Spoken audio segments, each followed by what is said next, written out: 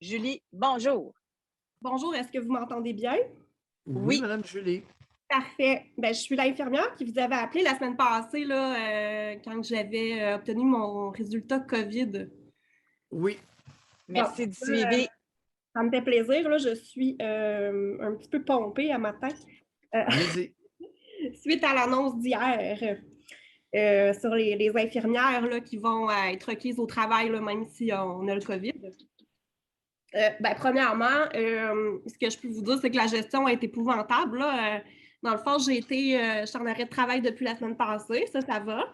Là, l'employeur n'est même pas en mesure encore de régler mon dossier, dans le sens que j'ai encore des heures de travail d'inscrire à mon horaire pour cette semaine, malgré mon isolement. Fait que mon dossier n'a pas été traité. Là, tout est tout croche. Puis là, hier, il annonce ça. On a ramené des infirmières. Là, je suis comme. Je suis pas nécessairement contre le principe. J'ai écouté votre 9h30 de ce matin aussi.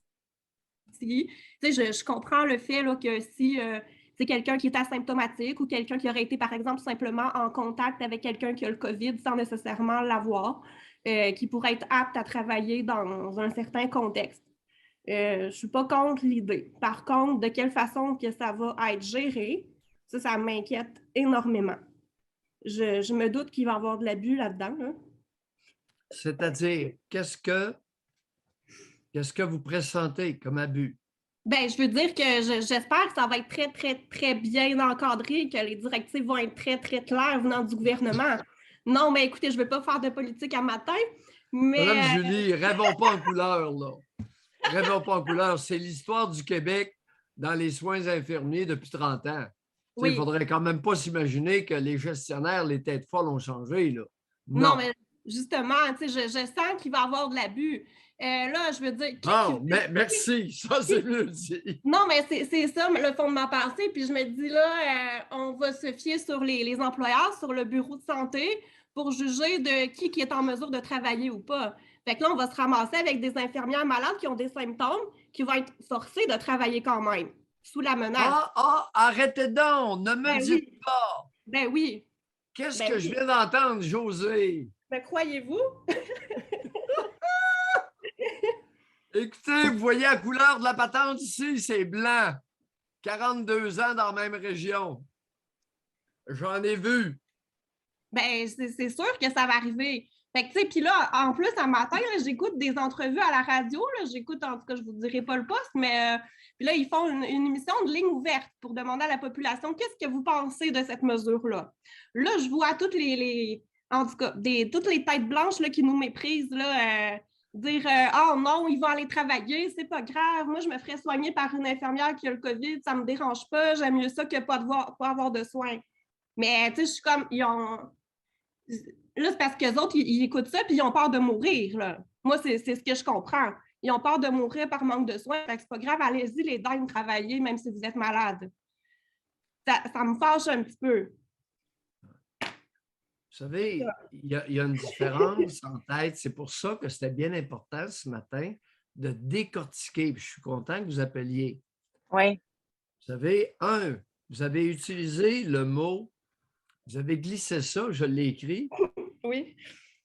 Requise, notre présence requise. Oui. Alors que dans les déclarations de Dubé et de son bouffon en chef, le personnel de soins pourrait revenir.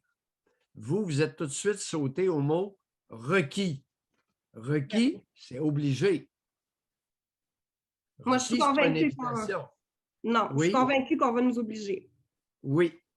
Bon. Mais Julie, vous êtes bien placée pour en parler. Vous avez peu de symptômes, c'est ça? Exactement. OK. Fait que vous, admettons, là, si le 5 jours était terminé puis que vous aviez là la possibilité de retourner, vous sentiriez-vous assez solide ou bien vous aimeriez mieux profiter, pas profiter, mais récupérer encore davantage chez vous, là? Ben, tu sais, je peux parler pour moi-même, là. Oui. J'admets que j'ai eu des symptômes légers, là. En fait, je peux vous-même vous les résumer, ça ne me dérange pas. Les 2 premiers jours, j'ai été assez malade. Là. J'avais de la toux, j'ai fait de la fièvre aussi la 2e journée, mais je n'ai pas refait par la suite. Euh, Puis après ça, écoutez, j'ai eu un petit mal de gorge, perte de goût et de l'odorat pendant 4 jours. C'est ce que j'ai vécu. Est-ce que j'aurais été apte à faire un certain travail? Moi, personnellement, je considère que oui. Mais ça, on a toutes des situations différentes. C'est pas ça qu'est le point. Vous savez, le point, c'est le côté contagieux. Oui. Alors, définitivement, vous avez testé positif. Oui. Vous avez eu certains symptômes. Oui.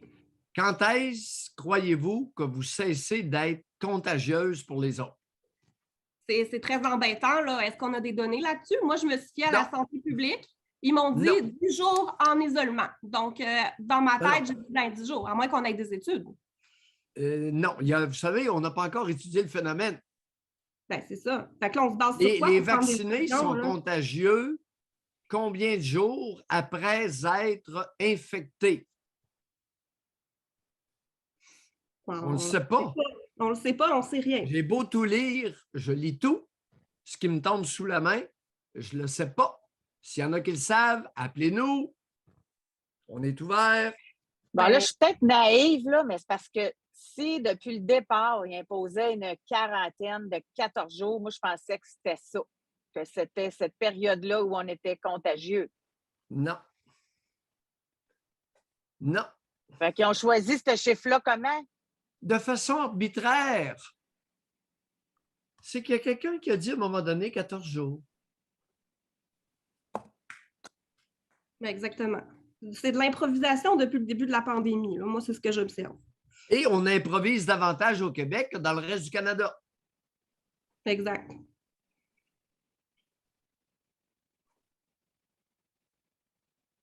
Donc, c'était un peu ça que je voulais partager. Moi, j'ai une sérieuse inquiétude, j'ai un doute sur la façon que tout ça va être géré, comment ça va être appliqué. Là, en ce moment, les employeurs, là, ils en ont par-dessus la tête. Là. Ils sont débordés, comme je vous disais, ils ne sont pas capables de gérer nos Madame dossiers. Julie. Donc, comment ils vont gérer ça? Ça va être complètement arbitraire. Là. Madame Julie, depuis combien de décennies vos employeuses sont-elles débordées? Ah, mais ça fait longtemps. Elles l'ont toujours été. Merci. Moi, j'aimerais ça poursuivre. Là-dessus. OK. Parce que moi, ce matin, je l'ai dit, je trouve ça bien spécial qu'on n'acceptait pas les infirmiers et infirmières non vaccinés. Jamais le premier ministre aurait mis se faire soigner par un non vacciné. Oui. Pas de symptômes, pas rien. Là, il est prêt à se faire soigner par une vaccinée qui a la COVID. Bon, ça, pour moi, c'est incroyable. Mais là, on fait ça parce qu'il y a beaucoup de personnel sur le derrière qui ont la COVID. Fait que là, on manque de personnel. Mais là, si on ramène du monde infecté, on va-tu infecter tout le reste? Moi, c'est ça aussi la question. Oui, bien c'est ça. Tu sais, là, c'est parce que moi, comme infirmière vaccinée, admettons, ça me tenterait-tu de travailler avec une infirmière qui a la COVID? Puis travailler de près, là. Quand tu travailles en équipe, Julie, tu travailles ensemble, tu te côtoies, tu te parles. Tu sais, c'est. Alors, plus vite, il y a une raison derrière ça, c'est le modèle suédois. Plus vite, tout le monde sera exposé au niveau à l'Omicron, plus rapidement nous sortirons de cette histoire-là. Alors, ça s'appelle l'immunité naturelle, Josée. Mais ce n'est pas expliqué comme ça, là. Ils ne l'ont pas dit comme ça. Qu'en dites-vous, Mme Julie? C'est l'immunité naturelle. Ben plus oui. On plonge, puis on va ramer, puis après ça, on va sortir plus vite. Au lieu d'étirer à sauce sur... Si c'était expliqué de même, là, logique, qu'ils fassent confiance à l'intelligence du monde, ça ne serait pas pire, mais là, ils nous prennent pour des épais. C'est ça que je trouve poche là-dedans. Puis en passant, Justine a dit les malades aussi. Je sais, tout le monde pense aux malades ces temps-ci, puis je les comprends. Mais moi, je pense aux infirmières aussi, qui ça leur tentera peut-être pas. Madame Julie, les malades, là, bon, les mourants, 91 70 ans et plus. 2/3 des mourants, de 70 ans et plus, ont au-delà de 80. Bon, où sont parqués ce monde-là? CHSLD, RPA. Il s'agit de ne pas les rentrer dans les hôpitaux. Non, mais les malades, ceux qui attendent aux urgences, un bras de cassé, tu te fais soigner par une infirmière qui a la COVID. Pouf, tu ressors ta COVID. Tu sais, il n'y a pas juste la COVID dans les hôpitaux, il y a tout. Là. Non, regardez, là, attendez un petit peu. C'est que là, les vaccinés ont propagé allègrement l'Omicron.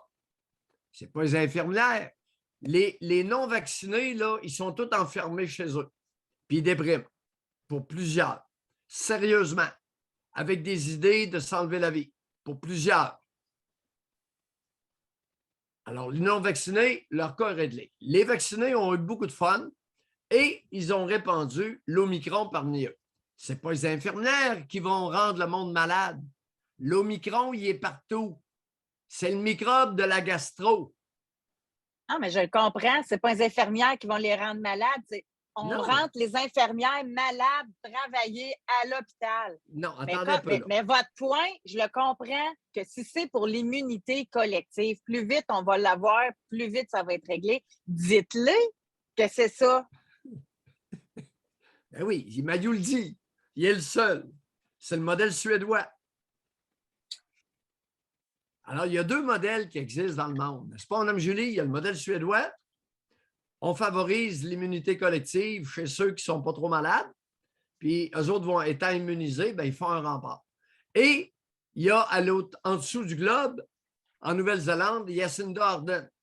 Tolérance zéro aux microbes chinois. Puis là, il y a la Chine qui dit on ne tolère plus, on va éradiquer le virus chinois. Mais non, non, on ne l'éradiquera pas. Non, effectivement. Mais écoutez, je serais pas, comme je vous disais, je ne serais pas nécessairement contre le principe là, de l'immunité collective. Je pense que, bon, on est peut-être rendu là. On le sait que le micron, quand même, bien qu'on est vacciné, on peut l'attraper quand même. C'est ce qui m'est arrivé. Par contre, il faudrait qu'on soit cohérent, là. Il faudrait qu'on soit cohérent. Parce que là, je veux dire, moi, mettons, là, j'ai le COVID, je suis en isolement 10 jours chez moi. Bien là, je n'ai pas le droit d'aller à la pharmacie. Je n'ai pas le droit d'aller à l'épicerie. Il faut que je m'enferme chez nous. Je ne peux rien faire. Par contre, je suis obligée d'aller travailler. Je trouve ça franchement discutable, là. Je me sens comme un esclave en ce moment. Je me questionne encore à savoir qu'est-ce que je fais dans ce réseau-là. J'ai toujours le goût de démissionner parce que c'est vraiment irrespectueux, là. La façon qu'on nous traite, je trouve que je mérite mieux. Je commence à là, en passant, y a-t-il quoi que je ne comprends pas? Je suis vraiment contente qu'on aborde tous ces sujets-là ce matin. Parce que là, je lisais ce matin, c'est dans la presse, je pense, qu'il y en a plein dans le privé, des infirmières, des préposés qui sont prêtes à l'aider dans le système, puis on ne les appelle pas. Une histoire de syndicat, une histoire d'équité, une histoire... on est prête à appeler l'armée, Christy, puis on n'appelle pas des infirmières qui sont prêtes à y aller, là. C'est quoi qui se passe? C'est de la négo? C'est quoi? C'est pas de la négociation du tout, c'est une mauvaise gestion, tout simplement. Je le sais qu'il y a des gens qui envoient leur candidature puis qui ne sont pas rappelés ou bien qui sont refusés pour des raisons un petit peu débiles. Je dirais, est-ce qu'on peut se permettre en ce moment de refuser des candidats?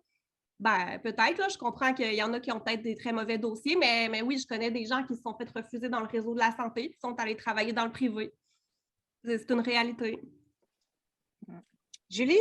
Vous venez de blasphémer. Je m'excuse. Le sacre 2021 privé. Oui, c'est ça. Ça fait mal en cibole. C'est vrai, mais le réseau, il n'est pas respectueux. Fait que moi, pour vrai, je respecte les gens qui vont dans le privé. Je pense qu'ils ont leur raison. Julie! Oui. À quand les hôpitaux privés au Québec? Ben, je pense qu'on va finir par en arriver là. C'est ce que je pense. Bye! Bonne journée. Mais Doc, êtes-vous en train de dire qu'on ne rappelle pas les infirmières au privé parce qu'on est fâché? Oui. Qu'elles quitter le système public pour le privé? Fait qu'on aime mieux se priver d'elle juste par orgueil ou parce qu'on est fâché? Le sacrilège, c'est privé. Hey, les socialistes, faites-vous aller, appelez-nous. Je vais vous écouter. Les socialistos, penses-tu, toi, que quelqu'un va faire de l'argent si bas à me traiter? José, une gang de capitalistes qui vont nous distribuer des soins de santé? Faire de l'argent sur notre dos? Hey, c'est capoté, hein? Sacrilège! Propos blasphématoires! José, une confidence. 1992, j'étais à Toronto. 1991 ou 92, il y avait un congrès des psychiatres du Canada à Toronto. Il était approché par un Américain, un psychiatre américain, et il y avait de l'argent, puis il voulait que il voulait m'utiliser pour construire des hôpitaux privés au Québec.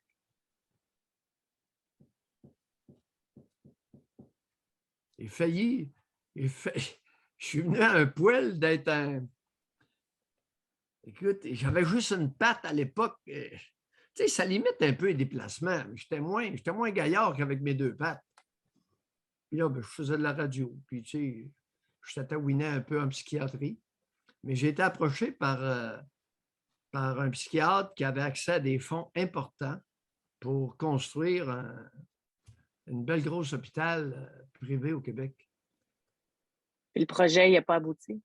Non, ben là, non, c'est moi qui lui ai dit, écoute, c'est bien intéressant, mais là, commencer à livrer une guerre. J'ai fait la guerre du fromage, là. Ça fait que, disons que Ouais.